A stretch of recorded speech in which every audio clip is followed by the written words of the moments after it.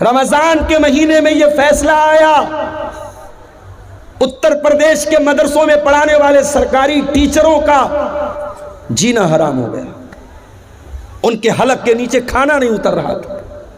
اس میں بیچارے ایسے بوڑھے لوگ بھی تھے جو ریٹائرمنٹ کے قریب ہیں، اس میں ایسے لوگ بھی ہیں کہ ان کی تنخواہ سے پورا پریوار چل رہا ہے، بھائی بہن سب کو کھلا رہے ہیں۔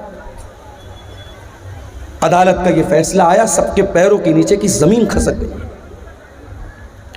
بہرحال وہاں ٹیچروں کی آرگنائزیشن ہے، اس نے اس مسئلے کو سپریم کورٹ میں لے کر کے گئے، اور سپریم کورٹ کے بڑے مہنگے وکیلوں، اس میں چدمبرم جی جو ہمارے دیش کے پہلے منسٹر رہ چکے ہیں ان کا بھی نام ہے، اور بھی کئی بڑے بڑے جو ایڈوکیٹ ہیں، وکیل ہیں، جن کی ایک ایک دن کی فیس 10-10 لاکھ 20-20 لاکھ روپیہ فیس ہے، ایک ایک سنوائی کی ان کی فیس کو ادا کیا گیا اور سپریم کورٹ میں مضبوطی کے ساتھ اپنا معاملہ رکھا گیا۔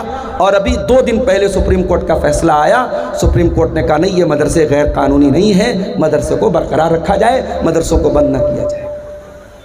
بتانا یہ چاہتا ہوں کہ سپریم کورٹ میں ایک کیس لڑنے کے لیے ایک وکیل کو جو فیس دینے کی ضرورت پڑتی ہے، غریب آدمی نہیں دے سکتا۔ ایک ایک دن کی فیس 20-20 25-25 لاکھ روپیہ ہے، کوئی نہیں دے سکتا۔ اب قرآن کی ذرا اس آیت پر غور کرو، اللہ کہہ رہا ہے وَلَا تَأْكُلُوا أَمْوَالَكُمْ بَيْنَكُمْ بِالْبَاطِلِ، ایک دوسرے کا مال ناجائز طریقے سے مت کھاؤ، وَتُدْلُوا بِهَا إِلَى الْحُكَّامِ، اور اپنے مسئلے کو عدالت میں نہ لے کر کے جاؤ، لِتَأْكُلُوا فَرِيقًا مِّنْ أَمْوَالِ النَّاسِ بِالْإِثْمِ، ہو سکتا ہے کہ تم غلط ہو لیکن جج اور وکیل کے ساتھ سیٹنگ کر کے تم غلط کو صحیح کروا دو، ہو سکتا ہے غلط ثبوت پیش کر دو، ہو سکتا ہے غلط گواہ پیش کر دو، لوگوں کا مال ناجائز طریقے سے کھانے کے لیے اپنے مسئلے کو عدالت میں نہ لے کر کے جاؤ۔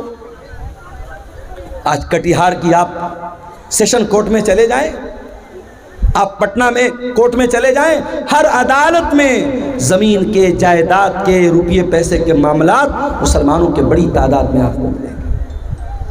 اور انسان کو پتا ہوتا ہے میں غلط ہوں، میں ناجائز زمین پر قبضہ کر رہا ہوں، پھر بھی عدالت میں جاتا ہے کیونکہ اس کو یقین ہوتا ہے میں عدالت کی رقم فیسوں، وکیلوں کی فیس بھر کر کے میں کیس جیت جاؤں گا۔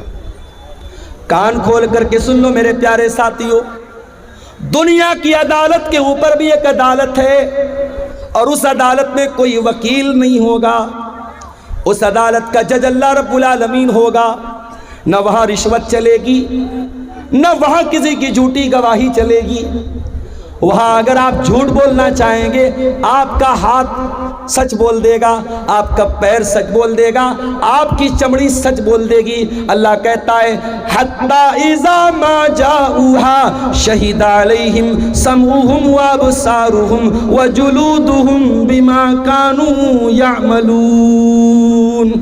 میرے بندو، قیامت کے دن تمہارے کان بھی گواہی دیں گے، تمہاری آنکھیں بھی گواہی دیں گی، تمہاری چمڑی بھی گواہی دے گی۔ وَقَالُوا لِجُلُودِهِمْ لِمَ شَهِدْتُمْ عَلَيْنَا قَالُوا أَنْطَقَنَا اللَّهُ الَّذِي أَنْطَقَ كُلَّ شَيْءٍ۔ انسان اپنی چمڑی سے کہے گا تو کیسے بول رہی ہے، انسان کی چمڑی کہے گی اللہ نے ہم کو بولنا سکھایا ہے، اور آج ہم تیرے کرتوت، تیرے کالے کرتوت ہم کھولیں گے۔ دنیا کی عدالت سے کوئی جیت گیا تو کیا ہو گیا، اللہ کی عدالت میں کوئی جھوٹ نہیں بول سکتا۔ حسن گنج کی دھرتی پر، دوکردہ کی دھرتی پر اگر آپ نے کوئی غلط کام کیا ہے، کوئی پاپ کیا ہے، کسی کے ساتھ ناجائز کام کیا ہے، آپ کی یہ دھرتی بھی قیامت کے دن گواہی دے گی۔ اذا زلزلت الارض زلزالها واخرجت الارض اثقالها وقال الانسان ما لها يومئذ تحدث اخبارها۔ قیامت کے دن یہ زمین بھی گواہی دے گی، زمین بولے گی۔ اللہ کی عدالت میں کیسے بچیں گے؟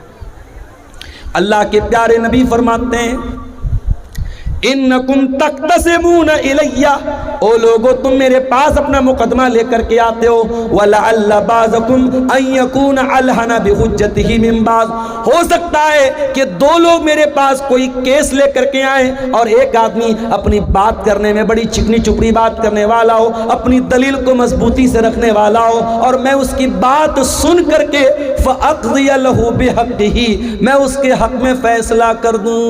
ایسا ہو سکتا ہے کیونکہ میں انسان ہوں، او لوگوں میں بشر ہوں، میں انسان ہوں، ہو سکتا ہے کہ جو بیچارہ حق پر ہے، جو صحیح ہے، اس کو بولنا نہیں آتا، اور جو غلط ہے وہ اپنی زبان کی بدولت، اپنی بات چیت کی بدولت اپنی بات کو منوا لے۔ اگر ایسا کبھی ہو جائے تو اللہ کے نبی کیا فرماتے ہیں؟ فَمَن قَضَيْتُ لَهُ بِحَقِّ أَخِيهِ فَإِنَّمَا أَقْطَعُ لَهُ قِطَةً مِّنَ النَّارِ، اگر میں کسی کے حق میں اگر فیصلہ کر دیتا ہوں اور وہ زمین اس کے بھائی کی تھی، وہ حق اس کے بھائی کا تھا، وہ روپیہ پیسہ اس کے بھائی کا تھا، اور میں نے غلط فیصلہ کر دیا اور اس کے حق میں کر دیا، تو اللہ کے نبی کیا فرماتے ہیں؟ انما اقطع له قطعا من النار، میں زمین نہیں دے رہا ہوں، میں جائیداد نہیں دے رہا ہوں، میں روپیہ پیسہ نہیں دے رہا ہوں، میں جہنم کی آگ کا ٹکڑا دے رہا ہوں۔ اور آپ کو صرف اتنا ڈالنا ہے، مرنے والا اپنے بعد کس کو چھوڑ کے گیا؟ مان لیجئے مرنے والا مرا، اس کی ماں زندہ ہے، اس کا باپ زندہ ہے، اس کی بیوی زندہ ہے، اس کے 3 بیٹے ہیں، 6 بیٹیاں ہیں، آپ کے سامنے وہ کیلکولیٹر اوپن ہوگا، آپ ڈال دیجئے پورا ایگزیکٹ، بیوی کو کتنا ملے گا، بیٹے کو کتنا ملے گا، بیٹی کو کتنا ملے گا، ماں کا کتنا، باپ کا کتنا، پورا ایگزیکٹ آپ کے سامنے آ جائے گا۔ اور بڑی عجیب بات یہ ہے کہ اسلامک انہیریٹنس یا اسلامی میراث کا جو یہ نظام ہے، یہ پورے قرآن کی صرف 3 آیتوں کے اندر اللہ تعالیٰ نے اس کو محصور کر دیا ہے۔ قرآن کی 3 آیتوں میں، سورہ نساء کی 3 آیتوں میں اللہ تعالیٰ نے پورے اسلامی نظام میراث کو بیان کر دیا ہے۔ اس سے پہلے کہ میں اسلامی نظام میراث پر کچھ بات کروں، آئیے پہلے ہم یہ دیکھتے ہیں کہ اسلام مال کے تعلق سے کیا کہتا ہے۔ بھئی آج جتنی بھی گڑبڑی ہو رہی ہے وہ کیوں ہو رہی ہے؟ کیونکہ انسان مال سے بے حد محبت کرتا ہے، انسان کو دولت سے بہت پیار ہے، اور دولت سے جب بہت زیادہ انسان پیار کرتا ہے تو وہ بھول جاتا ہے کہ حلال کیا اور حرام کیا ہے۔ اللہ نے فرمایا سورہ آل عمران کے اندر،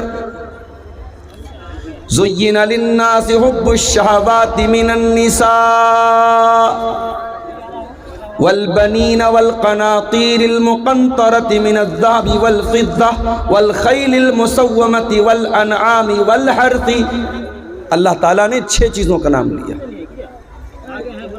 او لوگو تمہارے لیے اللہ تبارک و تعالیٰ نے تمہارے دلوں کے اندر محبت ڈال دی ہے، من النساء، عورت کی محبت ڈال دی ہے، عورت کی محبت، شادی ہوئی انسان اپنی بیوی سے محبت کرتا ہے، بیوی کی محبت ڈال دی ہے۔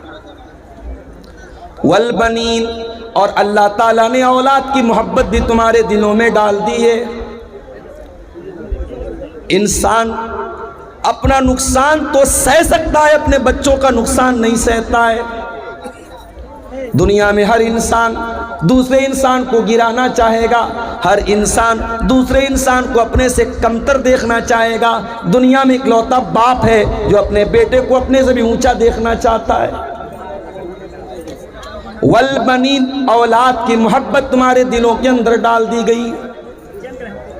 والقناطیر المقنطرۃ من الذهب والفضہ، اور اے میرے بندو اللہ تعالیٰ نے سونے چاندی کی محبت بھی تمہارے دلوں کے اندر ڈال دی ہے۔ روپیے پیسے کی محبت، دھن دولت کی محبت، سونے چاندی کی محبت بھی تمہارے دل میں ڈال دی گئی۔ اس کے بعد فرمایا والخیل المسومۃ، اور اللہ تعالیٰ نے ان گھوڑوں کی محبت بھی تمہارے دل کے اندر ڈال دی ہے، جو گھوڑے بڑے عمدہ ہوتے ہیں، جو نشان زدہ گھوڑے ہوتے ہیں، جن گھوڑوں کے اوپر نشان لگایا جاتا ہے۔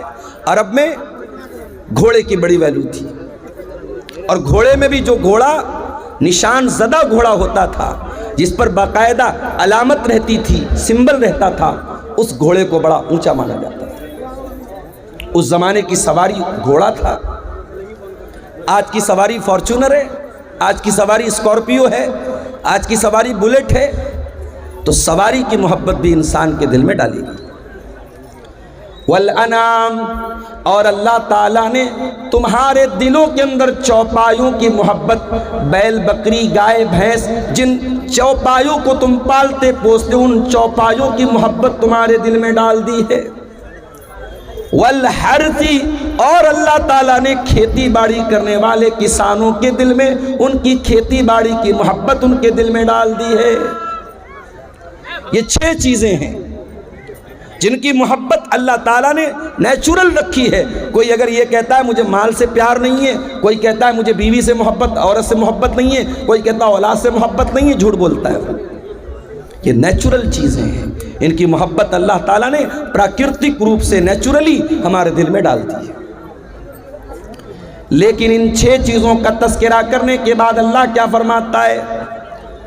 ذالک متاع الحیات الدنیا واللہ عندہ حسن المآب۔ میرے بندو، یہ کہاں سے آواز آ رہی بیچ میں؟ ذالک متاع الحیات الدنیا، یہ عورت کی محبت، یہ اولاد کی محبت، یہ سونا چاندی کی محبت، یہ گھوڑے کی محبت، یہ چوپایوں کی محبت، یہ کھیتی کی محبت، ذالک متاع الحیات الدنیا۔ اے میرے بندو، یہ تو دنیا کے اندر ہی رہ جائے گی، اولاد بھی دنیا کے اندر، مال بھی دنیا کے اندر، سونا چاندی بھی دنیا کے اندر، یہ بیل بکری گائے بھی دنیا کے اندر، یہ کھیتی باڑی بھی دنیا کے اندر۔ واللہ عندہ حسن المآب، لیکن جنت اگر چاہیے، اگر بہترین ٹھکانہ چاہیے، اگر اللہ کی ابدی نعمتیں چاہیے تو وہ اللہ کے پاس ملیں گی، وہ آخرت میں ملیں گی۔ کیا مطلب؟ مطلب ان 6 چیزوں کی محبت میں پڑھ کر اللہ کو بھول مت جانا، آخرت کو بھول مت جانا، یہ ساری چیزیں یہی رہ جائیں گی، اللہ کیا کام دینے والی نہیں۔ اسی لیے اللہ کے پیارے نبی کیا فرماتے ہیں؟ قیامت کے پہلے وہ دور بھی آئے گا جب لوگ پیسہ کمانے کے چکر میں اندھے ہو جائیں گے۔ فرمایا یاتی علی الناس زمان لا یبالی المرء من این اخذ المال، وہ زمانہ بھی میری امت کے لوگوں تم پر آنے والا ہے جب انسان اس بات کی پرواہ نہیں کرے گا مال کہاں سے کما رہا ہے، حلال طریقے سے کما رہا ہے یا حرام طریقے سے کما رہا ہے۔ مال آنا چاہیے، جوا کے ذریعے آئے، سٹے کے ذریعے آئے، سود بیاج کے ذریعے آئے، سموہ بینک کے ذریعے لون لے کر کے آئے، کسی کا حق مار کر کے آئے، پیسہ آنا چاہیے، دولت آنی چاہیے۔ اللہ کے پیارے نبی ایک دوسری حدیث میں فرماتے ہیں لِكُلِّ أُمَّةٍ فِتْنَةٌ وَفِتْنَةُ أُمَّتِي الْمَالِ، ہر امت کا ایک فتنہ ہوتا ہے اور میری امت کا فتنہ مال ہے۔ مال بہت بڑا فتنہ ہے، اور نبی نے پوری امت کے لیے کہا ہے۔ اس میں امت کے علماء بھی آ گئے، اس میں امت کے جاہل لوگ بھی آ گئے، امت کے ہر طبقے کے لیے مال فتنہ ہے، مال آزمائش ہے۔ مال کمانے کے چکر میں اگر انسان اللہ سے نہیں ڈرے گا، حرام مال بھی اس کے گھر میں آ جائے گا۔ اور آگے بڑھیے، مال آپ کما رہے ہیں، اگر آپ اس بات کی پرواہ نہیں کرتے ہیں مال کہاں سے آ رہا ہے، اور اس بات کی بھی پرواہ نہیں کرتے کہ مال کہاں پہ لٹا رہے ہیں، کہیں ایسا تو نہیں کہ محبوبہ کے ریچارج پر اپنا مال لٹا رہے ہیں، کہیں ایسا تو نہیں کہ زنا کے اڈوں پر مال لٹا رہے ہیں، کہیں ایسا تو نہیں کہ شراب اور ڈرگس کے اوپر آپ کا مال برباد ہو رہا ہے۔ اس مال کی کمائی کا بھی حساب دینا ہے اور اس مال کی آمدنی کا بھی حساب دینا ہے۔ میں تو جاب کرتا ہوں، ہر سال انکم ٹیکس بھرتا ہوں، میرا پین نمبر جیسے ہی سسٹم میں ڈالو، سال بھر کا پورا کچا چٹھا، اب تو ہماری گورنمنٹ نے آدھار کے ساتھ ہر چیز کو لنک کر دیا ہے۔ ایک پیسہ بھی میرے اکاؤنٹ میں کہاں سے آیا، میرے انکم ٹیکس کا جب جیسے پیج کھلے گا سامنے آ جاتا ہے۔ انسان کا بنایا ہوا سسٹم اتنا مضبوط ہو گیا ہے، گورنمنٹ آف انڈیا کا بنایا ہوا سسٹم اتنا مضبوط ہو گیا ہے، آپ کے آدھار کے ساتھ آپ کی زمین، آپ کی جائیداد، آپ کا کھاتا، آپ کے کھاتے میں ایک پیسہ بھی آ رہا ہے، کہاں سے آ رہا ہے، وہ سارا ریکارڈ موجود ہے۔ اگر انسان کے بنائے ہوئے سسٹم کے اندر اتنی باریک باریک چیزیں پیدا ہو سکتی ہیں، سوچو انسان کو بنانے والے خالق کا سسٹم کتنا مضبوط ہوگا، اس اللہ کا نظام کتنا مضبوط ہوگا۔ اللہ کے پیارے نبی فرماتے ہیں، ترمذی کی روایت ہے، لا تزول قدم ابن آدم من عند ربہ یوم القیامہ، انسان قیامت کے دن اپنی جگہ سے ہل نہیں پائے گا جب تک 5 سوالوں کا جواب نہ دے دے۔ پہلا سوال، ان عمرہ فیما افنا، میرے بندے تو نے اپنی زندگی کو کہاں گزارا۔ دوسرا سوال، وَأَن شَبَابِهِ فِيمَا أَبْلَىٰ، تو نے اپنی جوانی کو کہاں گزارا۔ تیسرا سوال، وَأَن مَالِهِ مِنْ أَيْنَ اكْتَسَبَهُ، تو نے مال کہاں سے کمایا، تیری آمدنی کا ذریعہ کیا تھا، تیری انکم کا ذریعہ کیا تھا۔ وَفِيمَا أَنفَقَ، اور چوتھا سوال، تو نے مال کہاں پر خرچ کیا، کہاں پر لٹایا۔ اور پانچواں سوال، وَمَاذَا عَمِلَ فِيمَا عَلِمَ، تو نے جو علم حاصل کیا اس علم کے اوپر تو نے عمل کتنا کیا۔ یہ 5 سوال کا جواب آپ کو بھی دینا ہے، مجھ کو بھی دینا ہے، مولانا صاحب کو بھی دینا ہے، عالم کو بھی دینا ہے، جاہل کو بھی دینا ہے، کٹیہار شہر کے رہنے والے کو بھی دینا ہے، حسن گنج کے دیہات میں رہنے والے کو بھی دینا ہے، ہر انسان کو دینا ہے۔ مال کہاں سے کمایا، کہاں خرچ، حساب دینا ہے اللہ کو۔ اس لیے میرے پیارے ساتھیوں، ہماری شریعت میں بار بار تاکید کی گئی، حلال کمائی کھاؤ۔ ہماری شریعت نے ہم کو سکھایا، حلال کمائی نہیں کھاؤ گے تمہارا روزہ قبول نہیں ہوگا، تمہاری نماز قبول نہیں ہوگی، تمہاری زکوٰۃ قبول نہیں ہوگی، تمہارا حج قبول نہیں ہوگا۔ آئیے وہ حدیث بھی آپ کو سنا دیتا ہوں، صحیح مسلم کی روایت ہے۔ اللہ کے پیارے نبی فرماتے ہیں، ان اللہ طیب لا یقبل الا طیبا، اللہ تعالیٰ پاک ہے اور پاک ہی کو قبول کرتا ہے، اللہ تعالیٰ ناپاک چیز کو قبول نہیں کرتا ہے۔ تم چوری کرو، تم ڈاکہ ڈالو اور غریبوں کی مدد کرتے رہو، مدرسوں کی مدد کرتے رہو، مسجد کی مدد کرتے رہو، اللہ کو ایسے چندے کی ضرورت نہیں، اللہ کو ایسے صدقے کی ضرورت نہیں۔ ان اللہ طیب لا یقبل الا طیبا، اللہ پاک ہے اور پاک کو ہی قبول کرتا ہے۔ اس کے بعد اللہ کے نبی فرماتے ہیں کہ اللہ تعالیٰ نے قرآن میں ایمان والوں کو حکم دیا، سورہ بقرہ کے اندر، یا ایھا الذین آمنوا کلوا مما فی الارض حلالا طیبا، اے ایمان والو زمین میں جو حلال چیزیں اس کو کھاؤ، وَاشْكُرُوا لِلَّهِ إِن كُنتُمْ إِيَّاهُ تَعْبُدُونَ، اور اللہ کا شکریہ ادا کرو اگر تم اللہ کی عبادت کرتے ہو۔ ایمان والوں کو حلال کمائی کھانے کا حکم دیا، اور قرآن کے 18ویں پارے میں اللہ نے اپنے رسولوں سے فرمایا، یا ایھا الرسل کلوا من الطیبات واعملوا صالحا، اے میرے رسولو تم نیک عمل کرو اور حلال روزی کھاؤ۔ پتہ یہ چلا کہ جب تک حلال روزی نہیں کھاؤ گے تمہارا عمل نیک نہیں ہو سکتا، تمہارے نیک عمل کی کوئی ویلیو اللہ تعالیٰ کیا نہیں ہے۔ اس کے بعد اللہ کے نبی نے ایک مثال دی، آپ نے فرمایا ایک آدمی بہت لمبا سفر کر کے آتا ہے، اشعثا، اس کے بال بالکل میلے کچیلے ہو جاتے ہیں۔ ہم لوگ بھی سفر کرتے ہیں، سفر بتا دیتا ہے کہ انسان سفر سے آیا ہے۔ رات میں پٹنہ میں شام کو 6 بجے پٹنہ میں تھا اور رات 12 بجے کشن گنج میں تھا، 100-120 کی اسپیڈ سے گاڑی چل رہی تھی، کار سے آدمی آ رہا، آرام سے آ رہا ہے، مگر پہنچنے کے بعد انسان کی باڈی بتا دیتی ہے سفر کر کے آ رہا ہے۔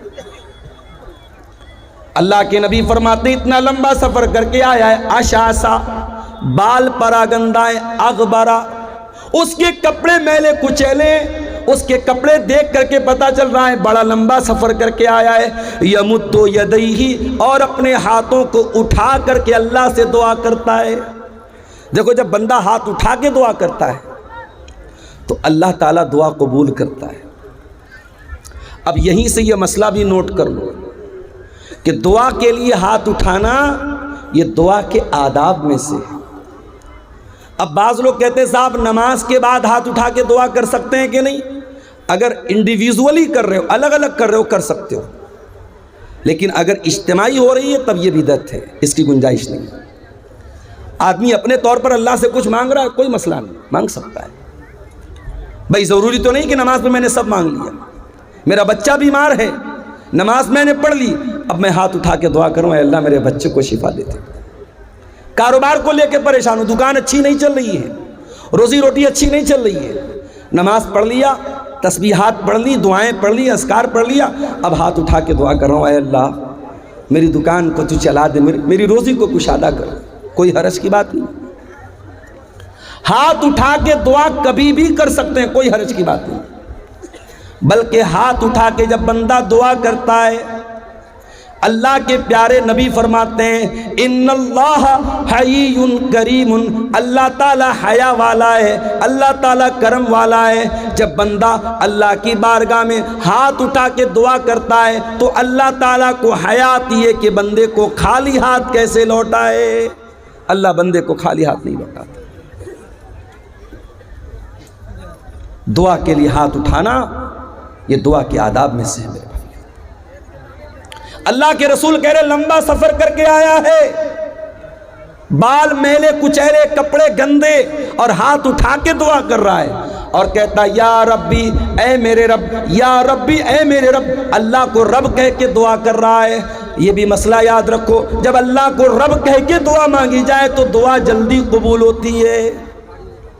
ایک تو مسافر ہے، مسافر کی دعا جلدی قبول ہوتی ہے، لمبا سفر کر کے آیا ہے، مسافر ہے، کپڑے میلے کچیلے ہیں، ہاتھ اٹھا کے دعا کر رہا ہے، اللہ کو رب کہہ کے دعا کر رہا ہے، یعنی قبولیت کے کئی اسباب اور قبولیت کی کئی چیزیں اکٹھا ہو گئی ہیں، لیکن اللہ کے نبی فرماتے ہیں وَمَطَعْمُهُ حرام وَمَشْرَبُهُ حرام وَمَلْبَسُهُ حرام وَغُذِّيَ بِالْحرام فَأَنَّا يُسْتَجَابُ لِذَلِكَ۔ اے میرے صحابہ، اس کا کھانا حرام کمائی کا، اس کا پانی حرام کمائی کا، اس کا کپڑا حرام کمائی کا، اس کی پرورش حرام کمائی کی، فَأَنَّا يُسْتَجَابُ لِذَلِكَ۔ ایسے انسان کی دعا کیسے قبول ہوگی؟ حرام کھانے والے کی دعا قبول نہیں ہوگی میرے بھائی۔ روتے رہے ہم۔ آسام سے آئے ہیں منور حسین آسامی صاحب،